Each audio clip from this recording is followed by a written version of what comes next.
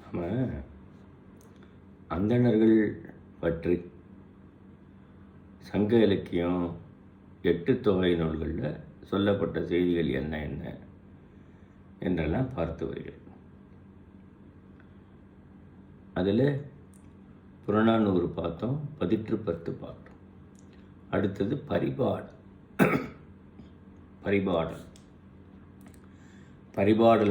திருமால் மேலே பாடியிருக்கார், வையை மேலே பாடியிருக்கு, முருகன் மேலே பாடியிருக்கு. முருகன் மேலே பாடப்பட்டிருக்கு, வையை நதி மேலே பாடப்பட்டிருக்கு, திருமால் மேலே பாடப்பட்டிருக்கு. பரிபாடல் எல்லாம் சிறப்பு பொருந்திய பாடல்கள். அதில் பரிபாடல் அது பாட்டு மாதிரி வரும். அது ஒரு வகையான பாடல் வகை என்று யாப்பிலக்கணத்தில் சொல்லுறது.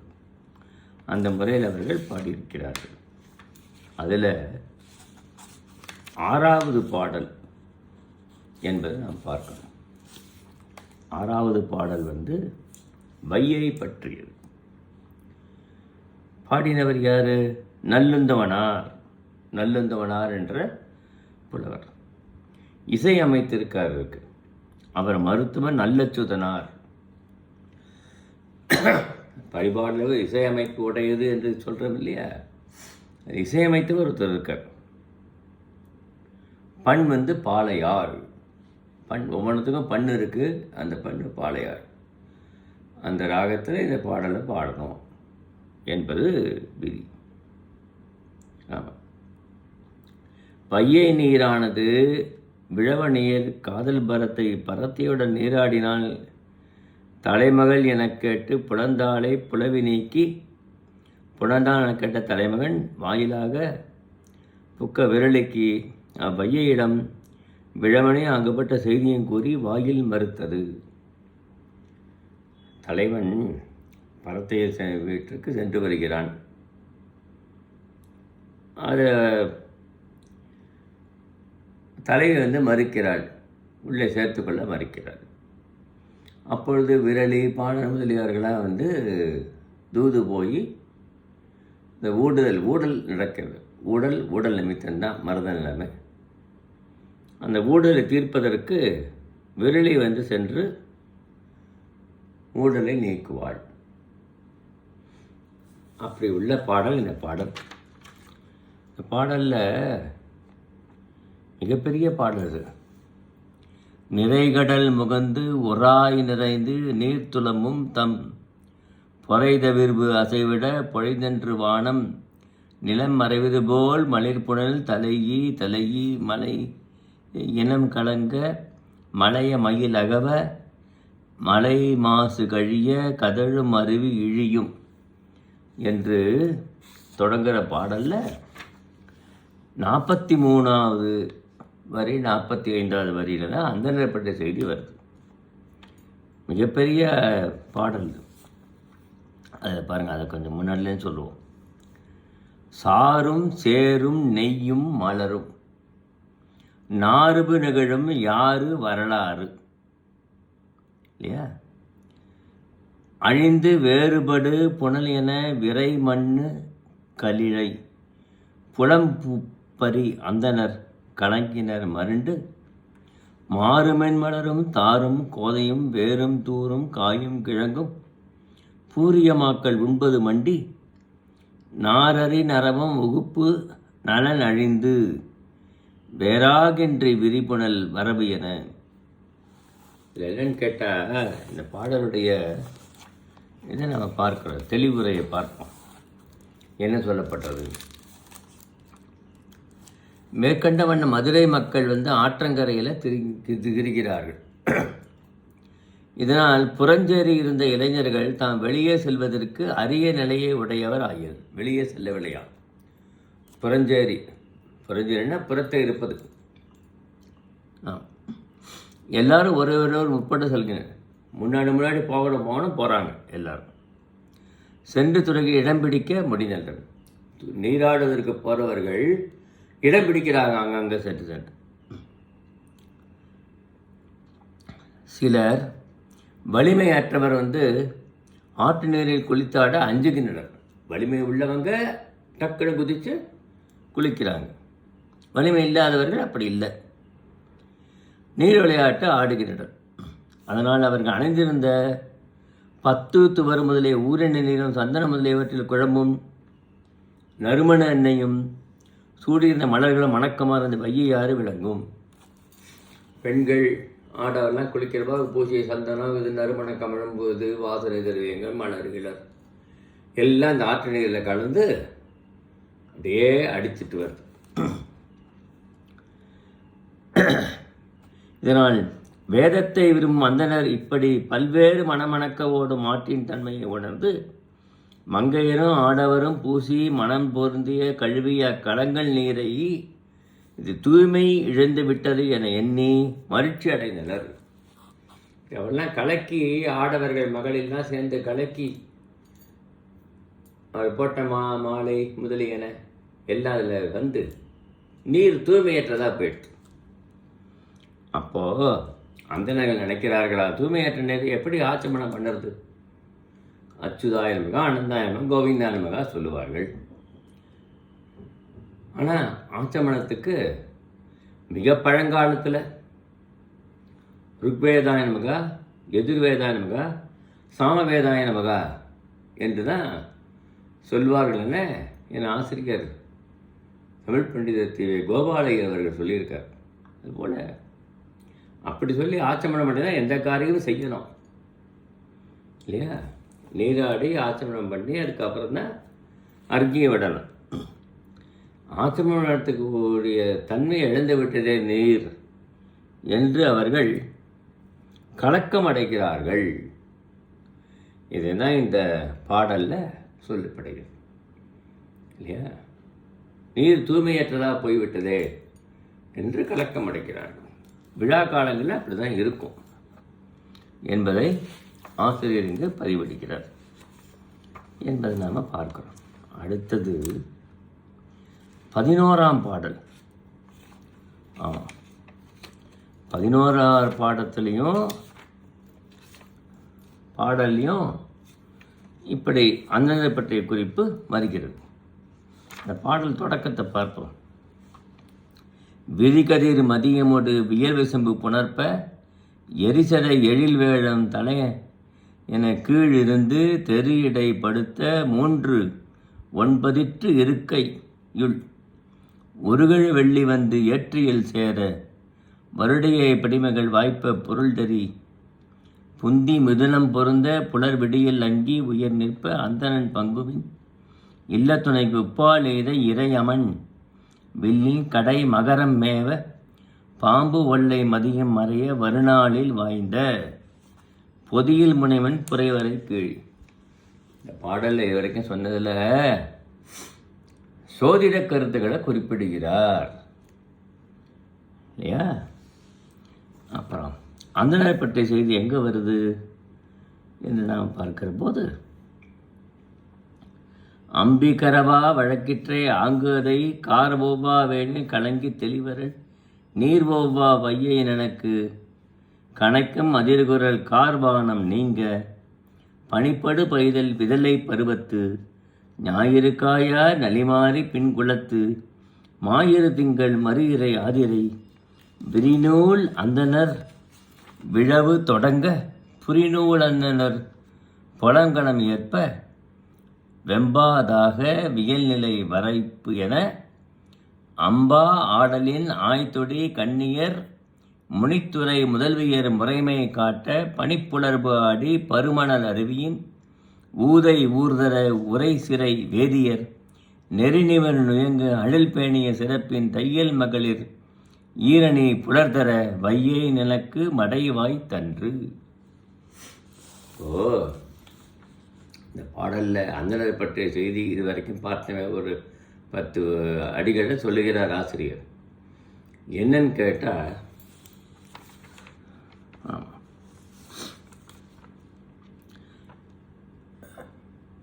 ஞாயிறு தனுர் ராசியில் சேருகிற நேரம்.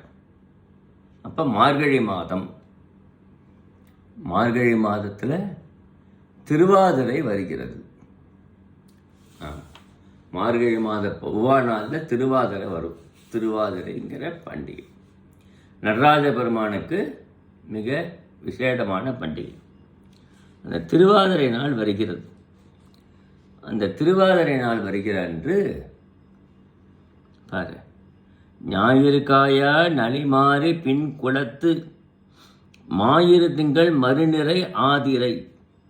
ஆதிரை நாள் விரிநூல் அந்தவர் விழவு தொடங்க புரிநூல் அந்தனர் புலம்களம் ஏற்ப. விரிநூல் அந்தணர்கள், அந்தணர்கள் விரிந்த நூலை அணிந்த அந்தணர்கள். புரிநூல் அந்தணர்கள் புலம்களம் ஏற்ப வெம்பதாக வியல் நிலை வரைப்பு என்று அவர்கள்லாம் பொற்களத்தை ஏந்தி அம்பாடலேன் ஆய்தொடி கண்ணியர் முன்துறை முதல்வியர் முறைமை காட்ட பனிப்புலர்பாடி பரு அனல் அருவியின் ஊதை ஊர்தர உரைசிறை வேதியர். அவர்களாம் என்ன செய்கிறார்களாம்? அதான் நம்ம கவனிக்க வேண்டிய ஒன்று இந்த இடத்துல. இந்த பாடல் நம்ம கவனிக்க வேண்டிய ஒன்று என்னன்னு கேட்டால்,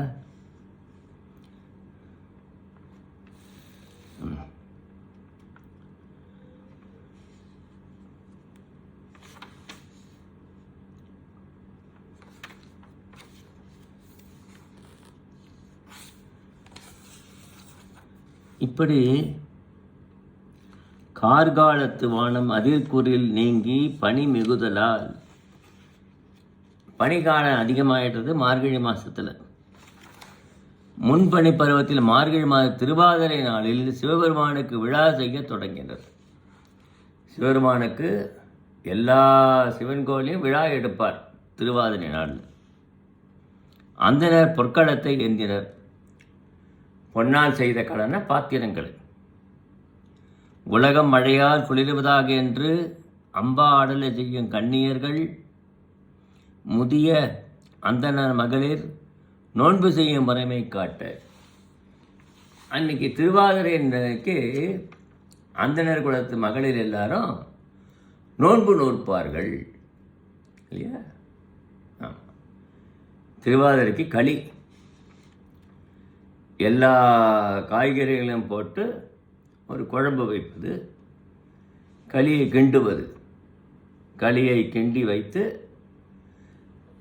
குழம்பி வைத்து நெய் போட்டு வெண்ணெயை போட்டு அந்த நடராஜ பெருமானுக்கு நைவேத்தியம் செய்துட்டு அதை சாப்பிடுவார்கள்.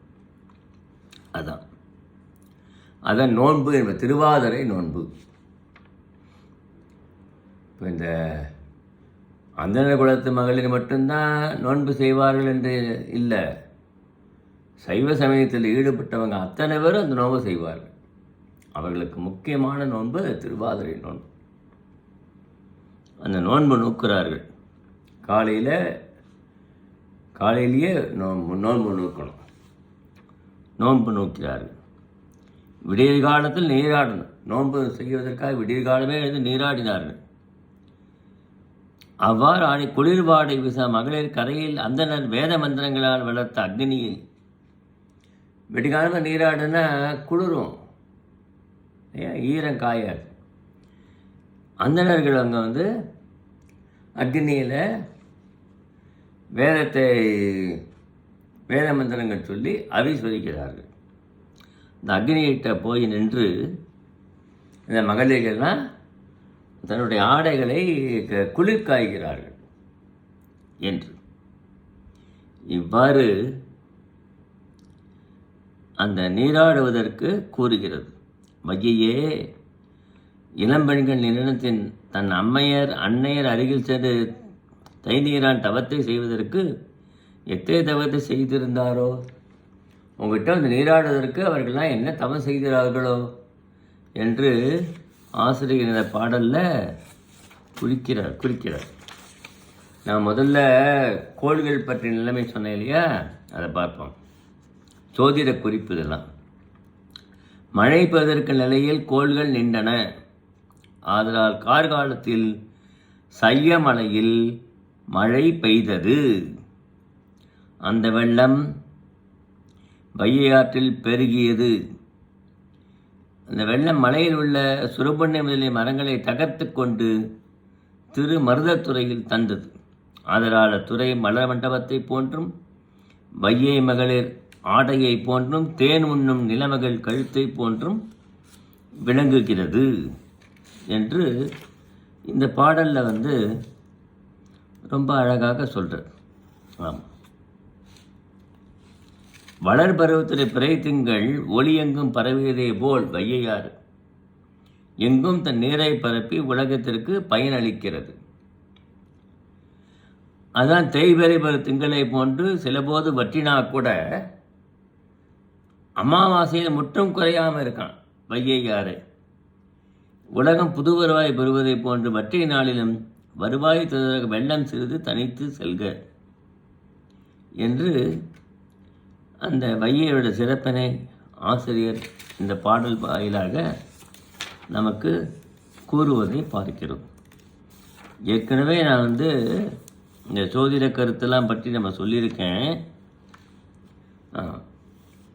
அகன்ற வானத்திலே பரம் ஒளிவிட திங்களுடன் கூட்டப்படும் கார்த்திகை நாளும் திருவாதிரையும் பரணி நாள்கள் முதலாய அமைய, ஆமாம், இவற்றின் பெயரால் இடப வீதி மிதன வீதி மேட வீதி என்று வேறுபடுத்தப்பட்டு கூறப்படும் அம்மூவகை விதியுள்ளும் ஓர் 9 நாள்களை கொண்ட மூவகை ராசிகள். அவற்றுள் வெள்ளிக்கோள் இடபராசியை சேர, செவ்வாய்க்கோள் மேடராசியை சேர, பொருள்களை ஆராய்ந்தறியும் புந்தி என்ற கொண்ட மிதுன ராசியில் நிற்க புந்தின புதன். கார்த்திகை நாள் உச்சமாக இருள் புலகின்ற விடியற்காலை உண்டாக வியாழம் கோள் சனியின் இரட்டை இல்லங்களாகிய மகர கும்பங்களுக்கு மேலே உள்ள மகர மீனராசியை சேர, இயமனை தமையனா உடைய சனிக்கோள் இல்லையா தனுர் ராசியின் பின் உள்ள மகர ராசியில் நிற்க, ராகு மதிமறையும் வருகின்ற நாளில் அகத்தியன் என்ற மீன் இடத்தை கடந்து மிதுன ராசியை சேர, முதுவேனில் பருவத்தின் பின் வருகின்ற கார்காலத்தில் மழை பொழியும் என்ற நூலில் கூறப்பட்டுள்ள விதியால் மழை பெய்தது. இவ்வாறு கோள்களெல்லாம் நின்று இருந்தால் கண்டிப்பாக மழை பொழியும். இன்றைக்கும் பஞ்சாங்கத்தில் இந்த கோள்கள் இருக்கிற இதை வச்சு போடும், இன்று மழை பெய்யும், இன்று மழை பொழியும் என்று கணித்து சொல்லுகிறார்கள். ஏன்? அவ்வாறு தான். இப்போ இன்றைக்கி அறிவியல் வளர்ந்து விட்டது, விஞ்ஞான அறிவு வளர்ந்து விட்டது. அது மூலமாக அந்த உணர்ந்து மழை எப்பொழுது பொழியும், எப்பொழுது புயல் அடிக்கும், எப்பொழுது வெள்ளம் பெருகும் என்றெல்லாம் கூறுகிறார்கள். ராக்கெட்டை சுற்றி வருது இல்லையா, அதனுடைய இதனால் கூறப்படுகிறது. அப்போ பழங்காலத்தில் இந்த கோள்களுடைய நிலையை அறிந்து இது மழை பெய்யும், பஞ்சாங்கத்தில் குறிச்சிருக்காங்க மழை பெய்யும். ஆனால் பெரும்பாலும் குறித்தனால மழை பெய்கிறது, அதையும் பார்க்குறோம். ஆமாம், ஜோதிடர்கள் அவ்வளவு ஜோதிடத்தை கணித்து வைத்திருக்கிறார்கள், ஜோதிடர்களை வல்லவராக தெரிந்திருக்கிறார்கள். இப்போ இந்த பாடல் வாயிலாம் தெரிந்த செய்தி என்ன? திருவாதிரை நோன்பு கொண்டாடுவது சிறப்பு. ஆண்களும் பெண்களும், பெண்கள் தான் முக்கியமாக திருவாதிரை நோன்பு கொண்டாடுகிறார்கள் என்பதை இந்த பாடலில் பார்க்கணும். அதுக்கப்புறம் பாடல் 14ஆம் பாட்டு, வையை ஆற்றில் வரக்கூடிய பாடல் 14ஆம் பாடல். இந்த பாடல் என்ன சொல்கிறார் ஆசிரியர் என்பது பாட்டை பார்ப்போம். இது செவ்வேள் முருகப்பெருமானை உள்ள பாட்டு. பாடியவர் கேசவனார், இசையமைத்தவர் கேசவனார்னா. பண் பனோதிரம் போட்டிருக்கு. பருவம் கண்டழிந்த தலைமகள் கேட்ப முருகவேளை பரவுவாளாய், இப்பருவத்து தலைமகன் வரும் என்பது பட தோழி வற்புறுத்தியது என்று ஆசிரியர் கூறுகிறார். இந்த பாடலில் வரக்கூடிய செய்தி என்ன என்பதை நாம் பார்க்கிறோம். ஆமாம்,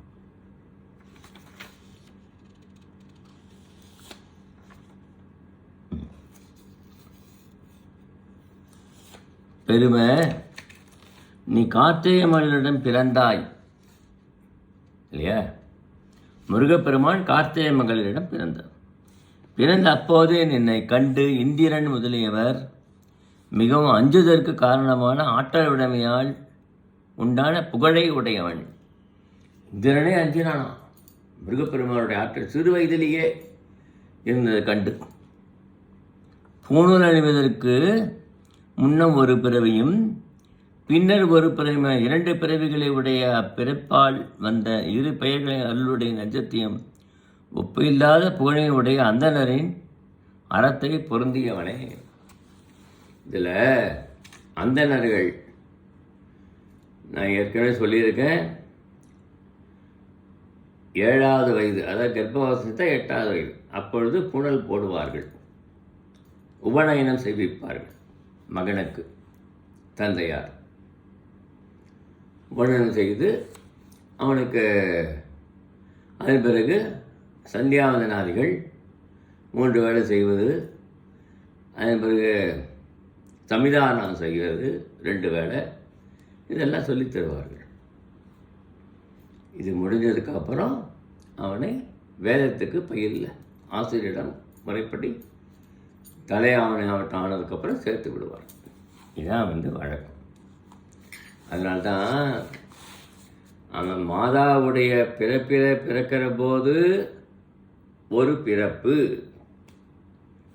இந்த பூணூல் போடுகிற உபநயனம் ஆகுது இல்லையா, அப்பொழுது இன்னொரு பிறப்பு அவர்களுக்கு. 2 பிறப்பு, அதான் 2 பிறப்பாளர் என்று பெயர் அந்தணர்களுக்கு.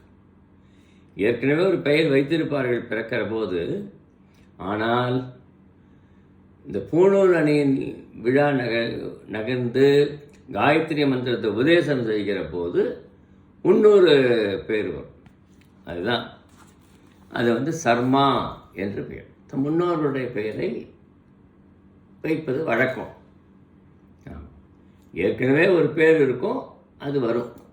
ஆனால் பூணூல் போட்டப்புறம் இன்னொரு பேர் அவருக்கு வரும். அந்த பேர் சொல்லி தான் பெரியவர்களை வணங்க வேண்டும். அபிவாதியேன்னு சொல்கிறோம் இல்லையா, அபிவாதியே அப்படின்ட்டு. இப்போது ஒவ்வொருத்தருக்கும் ஒரு கோத்திரம் இருக்கும். நாங்கள் ஸ்ரீவச்ச கோத்திரம். அபிவாதியே, பார்க்கவ, சியாவன, ஆப்பணவான, அபூர்வ, ஜாமதக்கனிய, பஞ்சாரிஷய பிரரான்விதகான்னு சொல்லணும். 5 ரிஷிகள் வாயில் வந்தது. அதனால அதை சொல்லி என்னுடைய சர்மாவை சொல்லி பெரியவர்களுக்கு வணங்கி ஆசீர்வாதம் வாங்கிப்பதவர்கிட்ட இந்த அதனால தான் அந்தணர்களை 2 பிறப்பாளர் என்று பெயர். அதை இந்த பாடலில் குறிப்பிடுகிறார். இவ்வாறு பரிபாடலில் 3 இடங்களில், பரிபாடல் 6, பரிபாடல் 11, பரிபாடல் 14 ஆகிய 3 பாடல்களிலும் அந்தணர் பற்றிய சிறப்புகள் பற்றி நாம் பார்த்தோம். அந்தணர்கள் எப்படிப்பட்டவர்கள் என்பதை வெகு அழகாக கூறுகிறார்கள். வணக்கம்.